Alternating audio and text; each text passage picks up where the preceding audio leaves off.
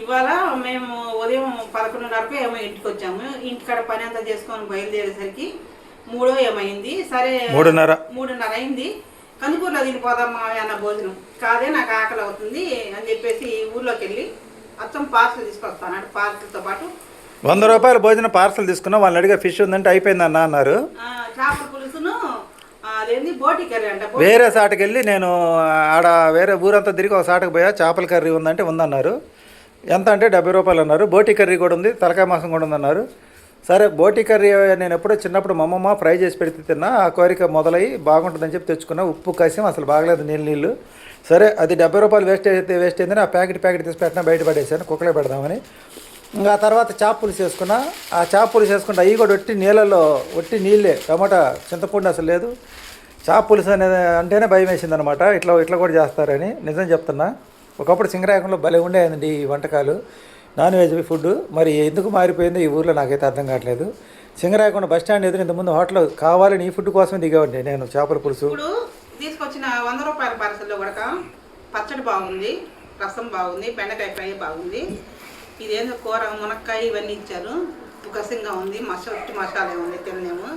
అంటే నా వరకైతే అంత నచ్చలేదు.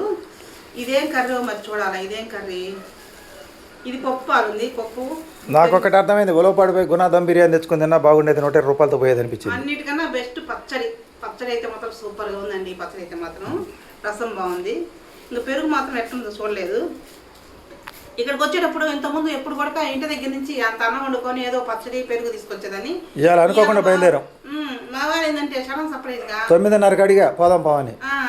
అప్పటికప్పుడు కానీ అంటాడు. ఇంకా అప్పటికప్పుడు ఏం చేద్దాము, 1 గంట కూడా టైం ఇడు ఏదైనా వండుకొని తీసుకొచ్చుకుందామంటే ఇక్కడికి వస్తే మా వారు అది అరటి చెట్టు పాతికాడ ఉన్న మట్టి అంతా తీసాను. అదంతా శుభ్రం చేసి ఈ పాతికాడి మట్టి అంతా అది వద్దులే, అది ఉందిలే కానీ భోజనం ఇది వాడికి పెడదాం. నేను వద్దని చెప్పిన, ఎందుకంటే మా వారికి ఏంటంటే కళ్ళు కావాలంటే. కానీ బయట ఫుడ్ బాగుంటుందండి కొన్నిసార్లు. ఆశకి ఏంటంటే ఖర్చు పెడతాడు, తర్వాత తెచ్చుకున్న తర్వాత నిరాశ పడిపోతాడు. అయ్యో ఇదంతా ఈ పరిస్థితి అంతా కారణం ఏంటంటే మా ఇంట్లో నాన్ వెజ్ వంటలు ఆపేశారు కాబట్టి ఈ పరిస్థితి అయిందనమాట. ఇంట్లో నాన్ వెజ్ వంటలు చేసుకుంటే కమ్మగా కేజీ చేపలు తీసుకుంటే 200 రూపాయలు, మొత్తం 250 రూపాయలు ఖర్చు పెట్టుకుంటే ఆ 250 రూపాయలు ఖర్చు పెడితే కమ్మగా ఇంట్లో తినేవాళ్ళని 2 పూట్ల. ఏం చేద్దాంలేండి, ఈరోజు ఆ కుక్కకు ప్రాప్తం.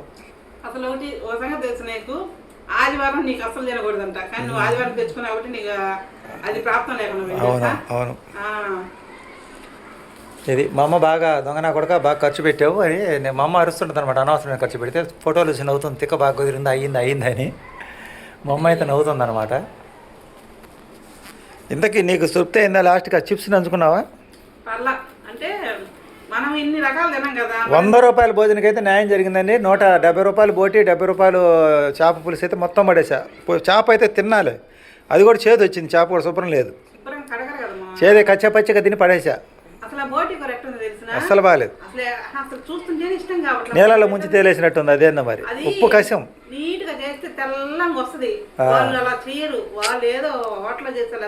అబ్బా 2 ముక్కలు తిన్నా నాకు అసలు జీవితం మీద విరక్తి కలిగింది ఆ బోటి కర్రీ మీద. విరక్తి కలిగేటట్టు దేవుడు చేస్తాడు. ఎందుకంటే నువ్వు అదే కావాలి, అదే ఆశపడిపోయావు కాబట్టి. నేను ఆశపడితే నిరాశ. ఆదివారం రోజు అసలు నాన్ వెజ్ అసలు నేను ఎప్పుడు తెచ్చుకున్నాను. పార్సల్ కంటే మనం అన్ని ఆశించకూడదు. ఏదో 1-2 బాగున్నా తినేటట్టు ఉండాలా. ఇప్పుడు పచ్చడి బాగుంది, రసం బాగుంది. అదే నేను అచ్చం పార్సల్ అన్నం అయితే పెరుగుతో తిని సరిపెట్టుకునేవాడిని. రసం వేసుకొని పెరుగుతో తిని ఇప్పుడు తృప్తి లేకుండా పోయింది. ఇదండి వీడియో. సింగరాయకుండా మా ఇంటికాడికి వచ్చి భోజనం హోటల్, మేము రోజు ఎప్పుడు హోటల్ భోజనం ఎప్పుడు ఇంటికాడి నుంచి తెచ్చుకునే మేము. ఈరోజు హోటల్ భోజనం ఒకసారి అనుభవం అయ్యి ఇంటికాడి నుంచి తెచ్చుకునేవాళ్ళం. ఈసారి తెచ్చుకోకుండా వచ్చినందుకు మాకు కుదరదు. సరైన శాస్తి అయితే జరిగింది. పోయినసారి ఏమన్నాడు తెలుసా, ఇంకోటి కూడా చెప్తా. పోయినసారి ఏమన్నావు, ఈసారి తిండికి అన్నం గిన్నెలు అన్నం తీసుకొచ్చే ప్రోగ్రాంలు పెట్టుకో, అక్కడ తీసుకోబడుతుంది అన్నావా. అవును, ఇవాళ తేకుండా వచ్చినందుకు చేసింది పనిష్మెంట్ చూసావా, దేవుడు ఎలా ఇచ్చాడు. అది అందుకే ఎప్పుడైనా సరే ఇంటికాడ నుంచి ఏం కూరలు అవసరంలా ఇంట్లో ఉండే పచ్చడి అంత అన్నం పెట్టుకొచ్చుకున్నా కమ్మంగా పెరిగేసుకుని తినొచ్చు. ఇలా వేస్ట్ ఖర్చు చేయడం నాకు ఇలా చాలా బాధగా ఉంది. బాధ ఏముందిలే, పోన్లే. కుక్క తిందండి, కుక్క తిన్నందుకు నా తృప్తిగా ఉంది. దానికి మా అతిథి ఈరోజు అతిథి రూపంలో వచ్చి తినిందనమాట.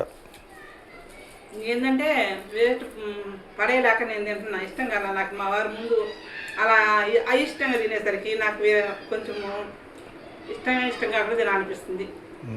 సరే, ఇదండి వాళ్ళ వీడియో నచ్చితే లైక్ చేయండి. ఇలాంటి మరిన్ని వీడియోలు అయితే వస్తూనే ఉంటాయి. ఈ మా సింగరాపల్లి ఇంట్లో భోజన వీడియో. బాయ్.